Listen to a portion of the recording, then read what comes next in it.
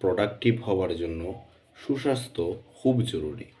আপনার শারীরিক, আপনার মানসিক এবং আত্মিক স্বাস্থ্যের কোথাও একটু ঘাটতি হলে সেটা আপনার প্রোডাক্টিভিটি এবং কাজে প্রভাব ফেলবে। তাই প্রোডাক্টিভ থাকতে হলে নিজের যত্ন নেয়ার ব্যাপারে সচেতন হতে হবে। আমাদের দেহ আল্লাহ প্রদত্ত, তাই এর যত্ন নেওয়া আমাদের জন্য আবশ্যক।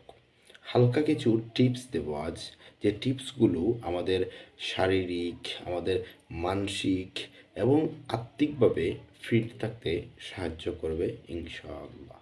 1 নাম্বার, ফজরের নামাজ দিয়ে দিনটাকে আপনি শুরু করুন। 2 নাম্বার, প্রতিদিন কোরআন মাজিদ তেলাওয়াত করুন।